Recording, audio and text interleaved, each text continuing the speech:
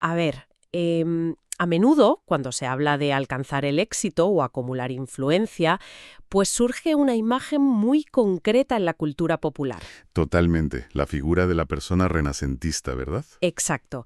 Alguien que parece estar en todas partes al mismo tiempo, que domina múltiples disciplinas, que tiene contactos en cada rincón de su industria, vamos, que nunca se pierde un evento. Claro, el típico perfil que abarca todo. Eso es.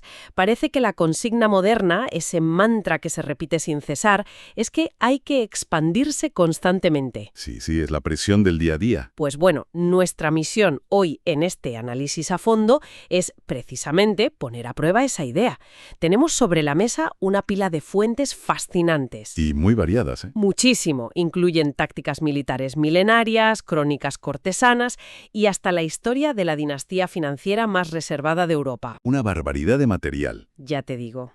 Y el objetivo es destripar la ley número 23 de un célebre y a veces controvertido tratado sobre las dinámicas del poder. El título de esta ley es una bofetada a nuestra era de la multitarea. Se titula Concentra tus fuerzas. Y es un concepto que, fíjate, resulta casi ofensivo para nuestra mentalidad contemporánea. O sea, choca bastante. Choca, porque vivimos obsesionados con abarcarlo todo.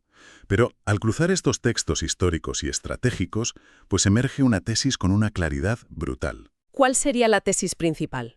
Pues que la dispersión es el camino más rápido hacia la mediocridad, y en muchos casos hacia la ruina total. La historia demuestra una y otra vez el poder innegable de la intensidad frente a la extensión. Vale, pues vamos a desgranar esto, porque el concepto de partida es visualmente muy potente. Plantea que debemos conservar nuestra energía manteniéndola concentrada en su punto más fuerte. Efectivamente. Yo me lo imagino como la minería. O sea, si quieres diamantes, ganas mucho más encontrando una veta rica y excavando a cientos de metros de profundidad. Claro, profundizando. Eso es, en lugar de saltar con una pala de un agujero superficial a otro, arañando solo el polvo de la superficie. Básicamente que la intensidad derrota la extensión siempre. Es una analogía perfecta. Y me parece fundamental establecer este marco analítico desde el minuto 1. Quien nos esté escuchando ahora mismo seguramente sienta esa presión diaria. La presión de tener que estar presente en 5 redes sociales a la vez. Exacto. O de liderar 3 proyectos distintos y además tener un pasatiempo monetizable.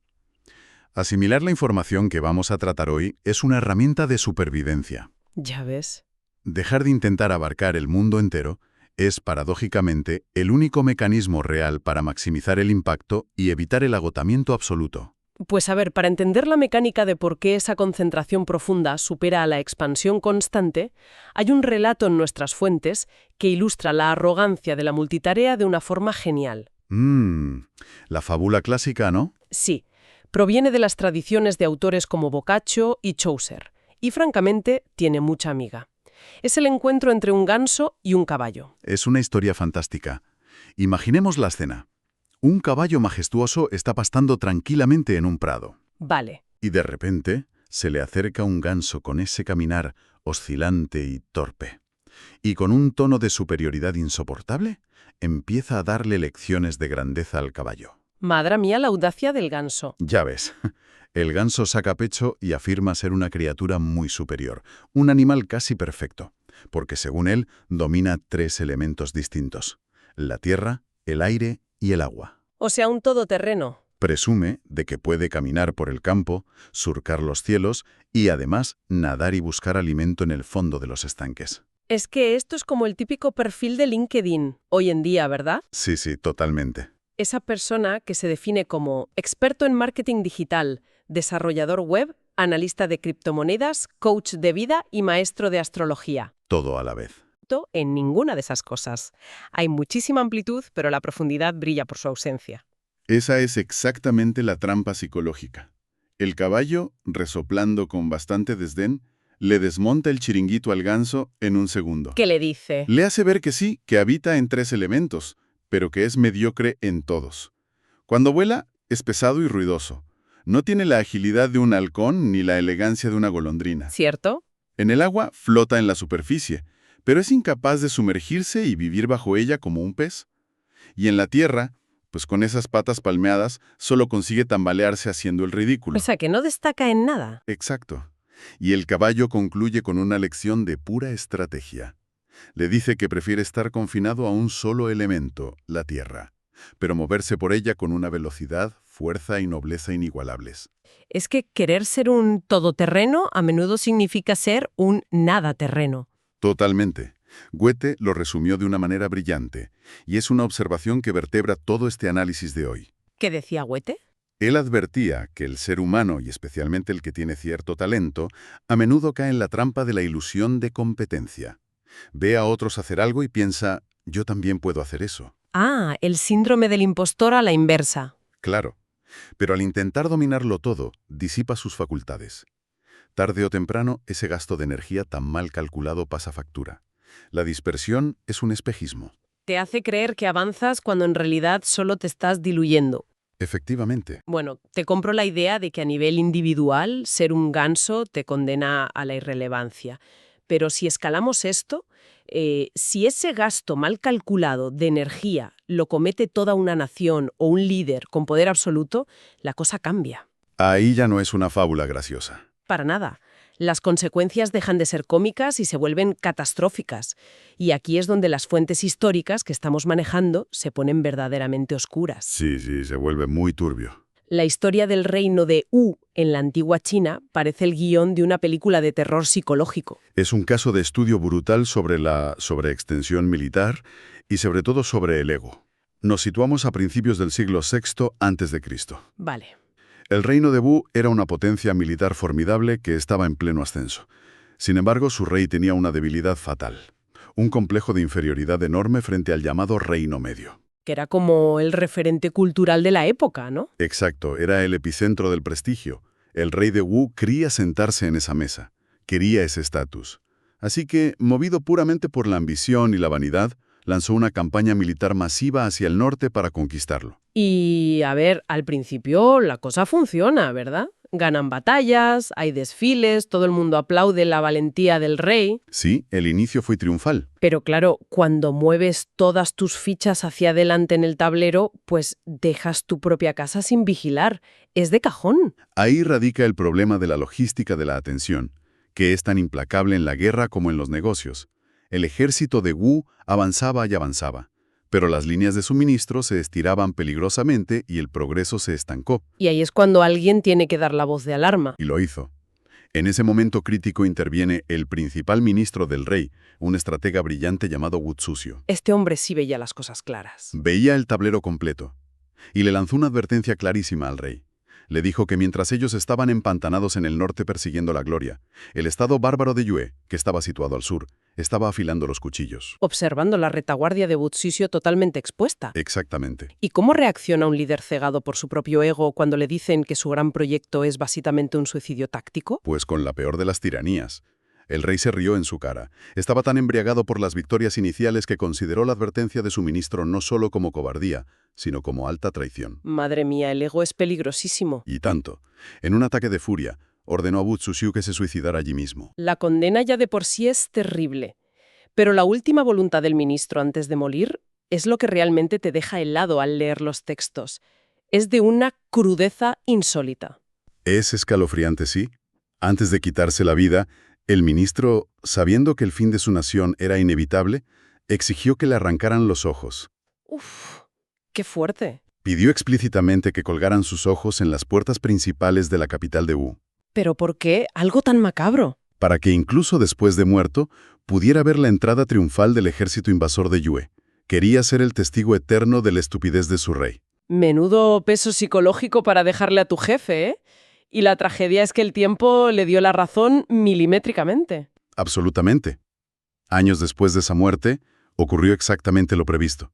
El ejército de Yue atacó por el sur, arrasó con las defensas mermadas de Wu y cruzó victorioso bajo las puertas de la capital. ¿Y qué pasó con el rey? Se cuenta que el rey de Wu, rodeado y asumiendo la derrota total, sintió el peso de la mirada de su difunto ministro desde lo alto de las puertas. Fue tal la vergüenza y el horror de haber ignorado su centro de gravedad por expandirse a lo loco que se suicidó. ¿Qué final? Pero, fíjate, antes ordenó que le cubrieran el rostro con un velo para no tener que cruzar la mirada con el ministro en el más allá. Es una barbaridad. Pero si despojamos a la historia de las espadas y los velos, la mecánica subyacente es súper actual. Muy aplicable hoy, sí. O sea, Es esto exactamente lo mismo que ocurre cuando una empresa tecnológica abandona el producto estrella que la hizo millonaria para lanzar de repente unas gafas de realidad virtual, una criptomoneda y una red social, que nadie ha pedido, Es un calco. porque al final se quedan sin liquidez, los competidores devoran su mercado original y la empresa colapsa por no proteger su retaguardia. El paralelismo es idéntico. Los mecanismos de la sobreextensión no cambian. Ya hablemos de hoplitas griegos o de rondas de inversión en empresas de tecnología. Revisando los apuntes históricos, vemos que Atenas cometió el mismo error fatal. Ah, sí, la expedición a Sicilia. Exacto. Se obsesionaron con conquistar esa isla tan lejana y perdieron su imperio en el proceso. O Roma, que estiró tanto sus fronteras que las legiones no daban abasto. Y la invasión bárbara se convirtió en un simple trámite logístico, claro. El estratega Sun Tzu lo enmarcó en una regla de oro hace siglos. Dijo, si no estás en peligro, no luches.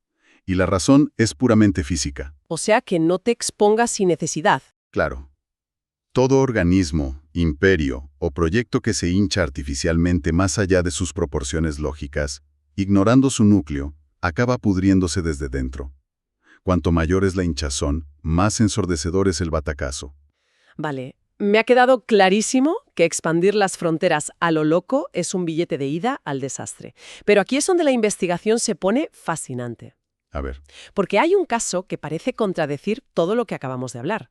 Si la expansión geográfica es tan letal, ¿cómo explicamos el ascenso de la familia Rothschild? la gran excepción aparente. Lograron construir un imperio financiero por toda Europa, pero nuestra fuente asegura que lo hicieron manteniéndose absolutamente concentrados. O sea, frena un momento. Dime. Expandirse por varios países suena a dispersión pura y dura. ¿Cómo lograron que esto fuera un acto de concentración? Pues esa es la gran paradoja que resolvieron de forma magistral, y es fundamental entender el cómo lo hicieron. Cuéntame. Los orígenes de los Rothschild están en el gueto judío de Frankfurt, en el siglo XVIII. Vivían bajo leyes opresivas que les prohibían integrarse fuera de esos muros. Mayer Amschel, el patriarca, en lugar de quejarse de esa barrera, la convirtió en su mayor ventaja táctica. ¿Qué hizo exactamente? La transformó en un telón de acero de cohesión familiar. Y el primer movimiento que hace este hombre ya demuestra esa intensidad de la que hablamos. Podría haber intentado prestar dinero a docenas de pequeños comerciantes para diversificar riesgos. No, Claro. que es lo que te enseñaría cualquier manual de finanzas hoy en día. Sin embargo, decide apostarlo todo a una sola carta. Exactamente. En lugar de dispersar su capital, concentró todos sus esfuerzos en ganarse la confianza de una sola familia inmensamente poderosa, los príncipes de Thurn-on-Taxis. Ah, vale. Una buena ancla. Al convertirse en su banquero principal, consiguió un ancla de poder fortísima.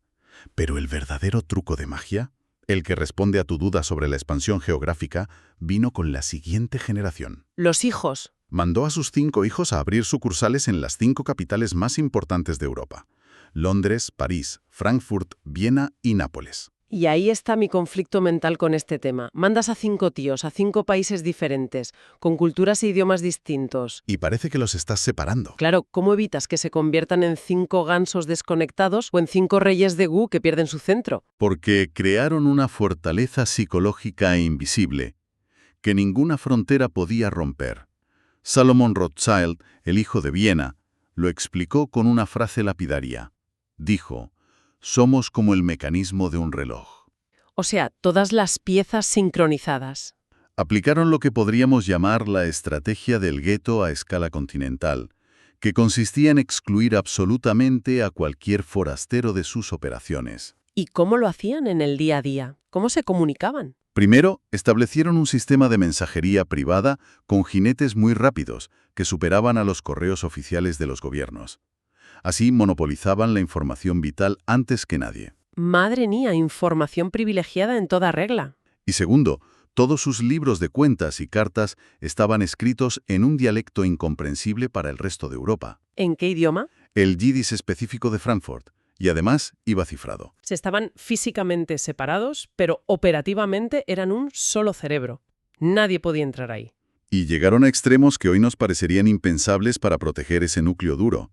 Sabían que un matrimonio con otra familia implicaría dejar entrar a forasteros a husmear en sus finanzas. Claro, la familia política siempre opina. ¿La solución? La endogamia sistemática. Cuando James Rothschild, que estaba en París, necesitó casarse, lo hizo con la hija de su propio hermano Salomón.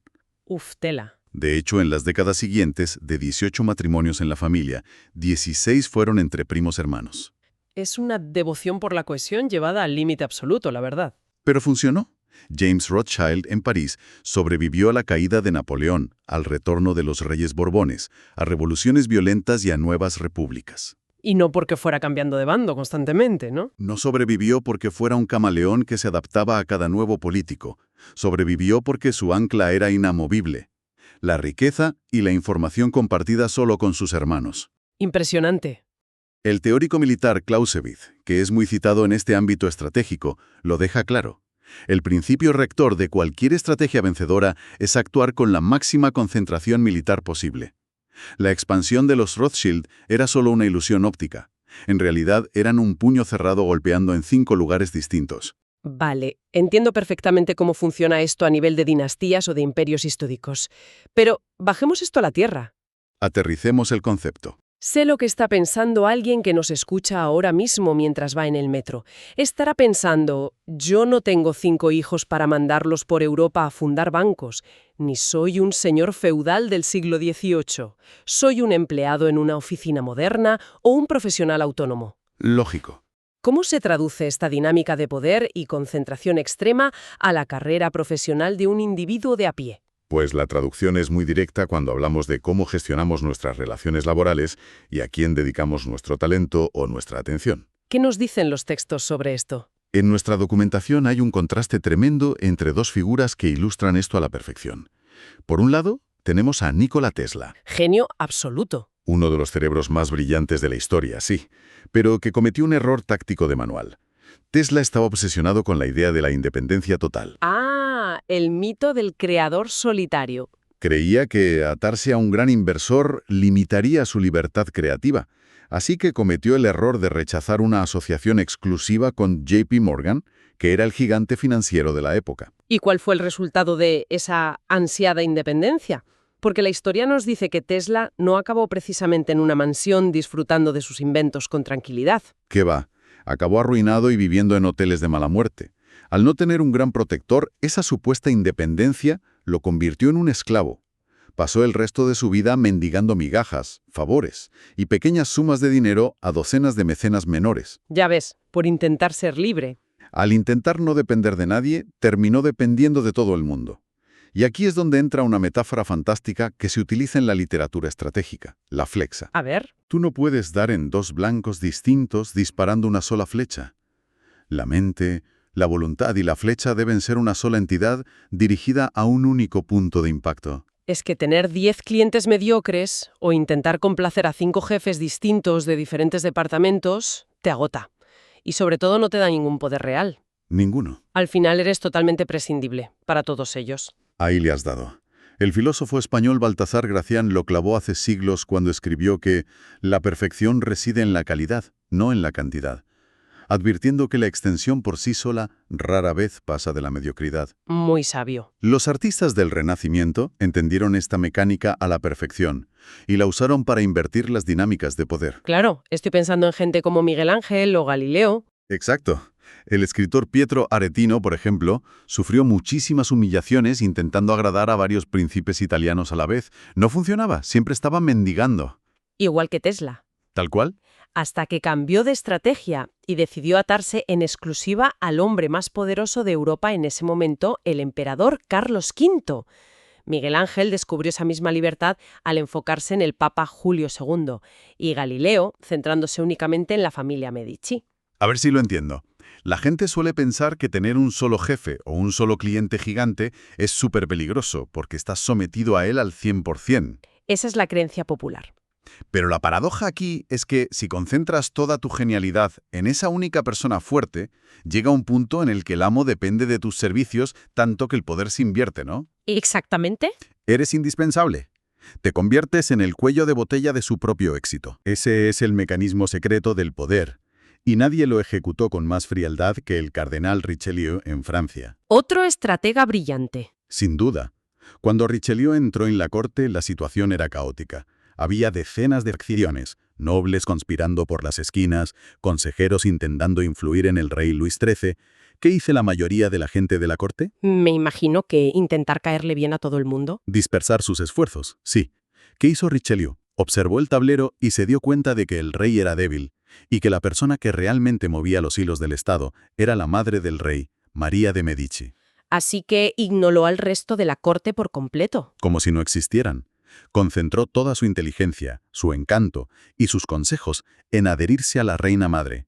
La convirtió en su único objetivo. Una sola flecha. Al hacerse indispensable para ella, utilizó esa única y poderosísima conexión como una catapulta. Eso lo elevó por encima de todos los demás cortesanos, hasta convertirse en el primer ministro y dueño absoluto de la política francesa. Es brillante, de verdad. Vale, la teoría es sólida como una roca y los ejemplos históricos abruman. Pero siendo abogada del diablo, como en cualquier análisis riguroso, pues tenemos que buscar las fisuras. Claro, la excepción a la regla. Exacto. ¿Qué pasa si apuestas todo al rojo y sale negro? Pienso en entornos súper inestables, en épocas de crisis, donde las empresas quiebran o hay despidos masivos. ¿No hay circunstancias donde poner todos los huevos en una misma cesta o atarse a un solo mecenas es un suicidio absoluto? Pues la respuesta es un rotundo sí. Hay que matizarlo. La dispersión no es intrínsecamente mala en todo momento.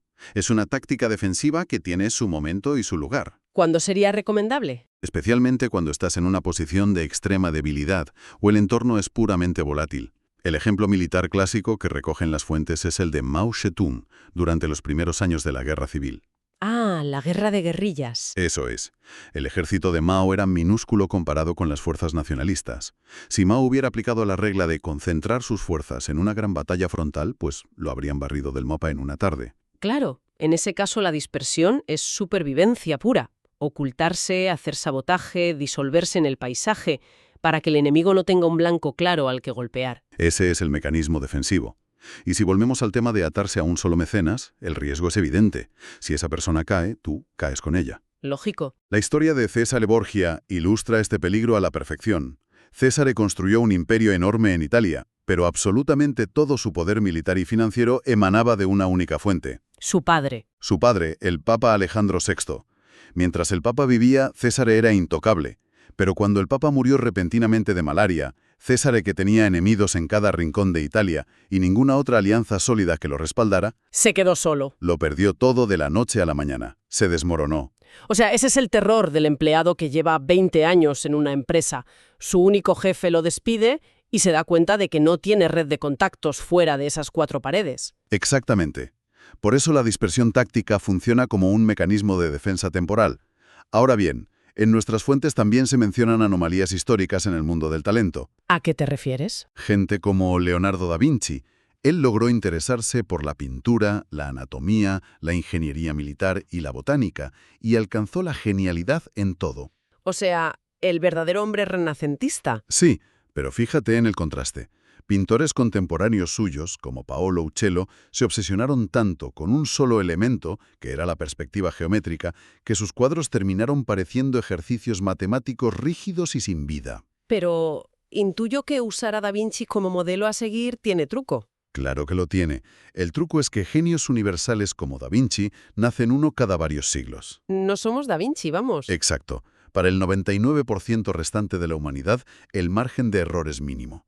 Lo que concluyen todas estas fuentes estratégicas es que, estadísticamente, siempre será mucho más seguro y efectivo pecar de un exceso de intensidad que de un exceso de dispersión. ¡Qué recorrido tan impresionante hemos hecho hoy! Empezamos riéndonos de ganzos arrogantes que se creen superiores por chapotear en 3 elementos sin dominar ninguno. Ni tanto que sí. Y hemos visto cómo ese mismo defecto de fábrica destruyó a reyes que perdieron la vista y el imperio por no vigilar su retaguardia. Hemos diseccionado la mecánica de los Rothschild creando un imperio impenetrable a base de no dejar entrar a nadie. Un caso fascinante, la verdad. Hemos visto cómo Tesla arruinó su vida persiguiendo una falsa libertad mientras que Richelieu conquistaba Francia usando a una sola persona como palanca. Todo esto consolida un veredicto casi inamovible, ¿no? Frente a la tentación de estar en todas partes, la intensidad profunda derrota la extensión superficial cada maldita vez. Pues sí. Y para poner el broche a nuestra inmersión de hoy, me gustaría dejar en el aire a la audiencia una última reflexión. Adelante. Nos has estado hablando de imperios antiguos, de estrategias militares y de cortes renacentistas. Pero si cruzamos este concepto de la concentración con el mundo en el que despertamos cada mañana, el panorama es bastante inquietante. Totalmente. Hoy vivimos atrapados en la llamada economía de la atención. Tienes a las corporaciones tecnológicas más grandes de la historia y a los algoritmos más refinados del mundo diseñados con un único propósito: dispersar tu energía. Buscan que estemos en 1000 sitios a la vez. Su modelo de negocio es fragmentar tu enfoque en miles de estímulos superficiales a lo largo del día. Por lo tanto, si nos paramos a pensarlo, en pleno siglo XXI, la capacidad de aislarte, de concentrar todas tus fuerzas en un solo objetivo, en una sola tarea profunda o en una sola relación real, ha dejado de ser únicamente una estrategia clásica para acumular poder. ¿Y qué es entonces? Hoy en día, concentrarse es casi y con toda seguridad el mayor acto de rebeldía y de soberanía personal que nos queda. Madre mía. Aviso para navegantes. Es un pensamiento espectacular para cerrar y llevarnos a casa para reflexionar. Creo que da para pensar mucho. Desde luego. A partir de hoy, yo creo que todos intentaremos excavar esa mina profunda antes que seguir picando en 1000 agujeros vacíos. Con esto, llegamos al final de nuestro análisis a fondo. Ha sido un verdadero lujo desgranar este pozo de sabiduría. Un placer, como siempre. Y la invitación queda abierta a seguir cuestionando los engranajes que operan bajo la superficie del mundo que nos rodea. ¡Hasta la próxima!